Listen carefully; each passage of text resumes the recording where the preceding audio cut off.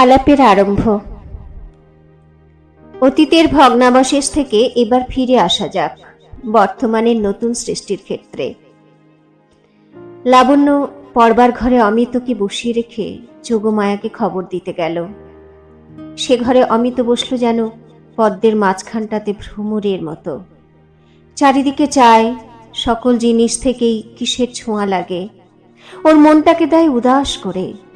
শেলফে, পড়বার টেবিলে ইংরেজি সাহিত্যের বই দেখলে সে বইগুলো যেন বেঁচে উঠেছে।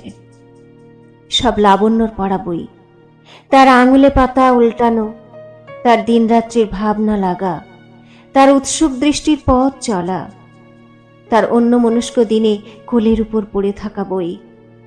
চমকে উঠল যখন টেবিলে দেখতে পেলে ইংরেজ কবি ডনের কাব্য সংগ্রহ। অক্সফোর্ডে থাকতে ডন এবং তার সময়কার কবিদের গীতিকাব্য ছিল অমিতর প্রধান আলোচ্য। এইখানে এই কাব্যের উপর দৈবাত দুজনের মন এক জায়গায় এসে পরস্পরকে স্পর্শ করলে এতদিনকার নিরুৎসুক দিনরাত্রির দাগ লেগে অমিতর জীবনটা ঝাপসা হয়ে গিয়েছিল, যেন মাস্টারের হাতে স্কুলের প্রতি বছরে পড়ানো একটা ঢিলে মলাটের টেক্সট বুক।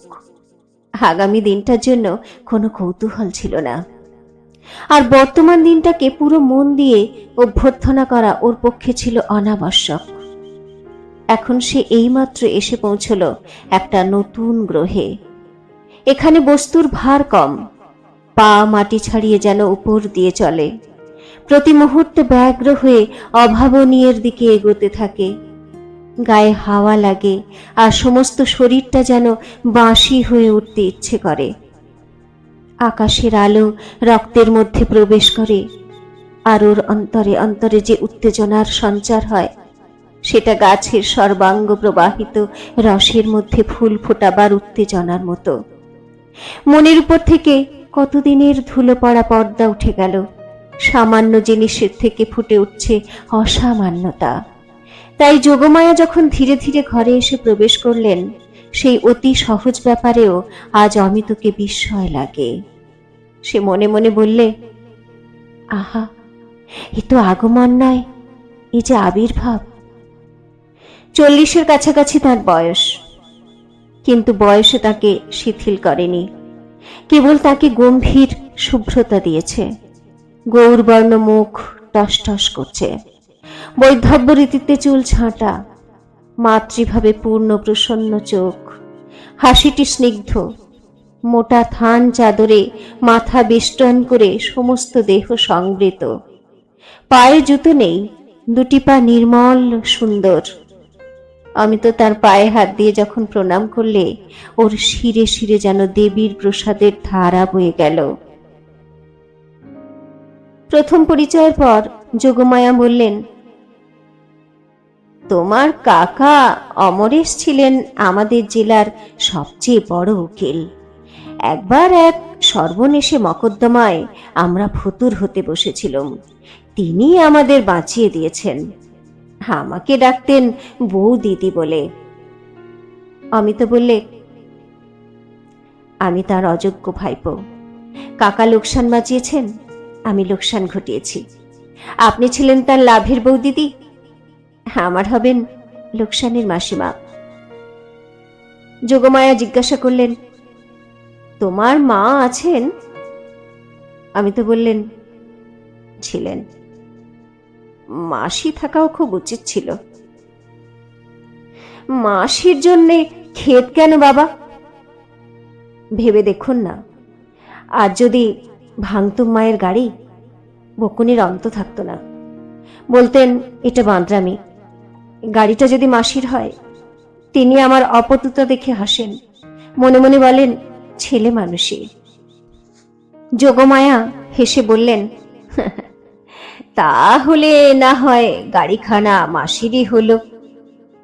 অমিত লাফিয়ে উঠে যোগমায়ার পায়ের ধুলো নিয়ে বললে, এই জন্যেই তো পূর্বজন্মের কর্মফল মানতে হয়। মায়ের কোলে জন্মেছি, মাসির জন্য কোনো তপস্যাই করিনি। গাড়ি ভাঙাটাকে সৎকর্ম বলা চলে না, অথচ এক নিমেষে দেবতার বরের মতো মাসি জীবনে অবতীর্ণ হলেন। এর পিছনে কত যুগের সূচনা আছে ভেবে দেখুন। যোগমায়া হেসে বললেন, কর্মফল কার বাবা, তোমার না আমার, না যারা মোটর মেরামতের ব্যবসা করে তাদের? ঘন চুলের ভিতর দিয়ে পিছন দিকে আঙুল চালিয়ে অমিত বললে, শক্ত প্রশ্ন। কর্ম একার নয়, সমস্ত বিশ্বের। নক্ষত্র থেকে নক্ষত্রে তারই সম্মিলিত ধারা যুগে যুগে চলে এসে শুক্রবার ঠিক বেলা 9:48 সময় লাগালে এক ধাক্কা। তারপরে যোগমায়া লাবণ্যর দিকে আর চোখে চেয়ে একটু হাসলেন। অমিতর সঙ্গে যথেষ্ট আলাপ হতে না হতেই তিনি ঠিক করে বসে আছেন এদের দুজনের বিয়ে হওয়া চাই। সেইটির প্রতি লক্ষ্য করেই বললেন, বাবা, তোমরা দুজনে ততক্ষণ আলাপ করো, আমি এখানে তোমার খাওয়ার বন্দোবস্ত করে আসি গে। দ্রুত তালে আলাপ জমাবার ক্ষমতা অমিতর, সেই একেবারে শুরু করে দিলে। মাসিমা আমাদের আলাপ করবার আদেশ করেছেন।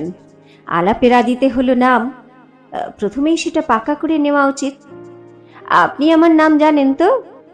ইংরেজি ব্যাকরণে যাকে বলে প্রপার নেম। লাবণ্য বললে, আমি তো জানি আপনার নাম অমিত বাবু। ওটা সব ক্ষেত্রে চলে না। লাবণ্য হেসে বললে, ক্ষেত্র অনেক থাকতে পারে, কিন্তু অধিকারীর নাম তো একই হওয়া উচিত। আপনি যে কথাটা বলছেন ওটা একালের নয়। দেশে কালে পাত্রে ভেদ আছে, অথচ নামে ভেদ নেই, ওটা তো অবৈজ্ঞানিক। রিলেটিভিটি অব নেমস প্রচার করে আমি নামজাদা হব স্থির করেছি। তার গোড়াতেই জানাতে চাই, আপনার মুখে আমার নাম অমিত বাবু নয়। আপনি সাহেবী কায়দা ভালোবাসেন মিস্টার রয়? একেবারে সমুদ্রের উপরের ওটা দূরের নাম। নামের দূরত্ব ঠিক করতে গেলে মেপে দেখতে হয় শব্দটা কানের সদর থেকে মনের অন্দরে পৌঁছতে কতক্ষণ লাগে। দ্রুতগামী নামটা কি শুনি? বেগ দ্রুত করতে গেলে বস্তু কমাতে হয়। অমিত বাবুর বাবুটা বাদ দিন। লাবণ্য বললে,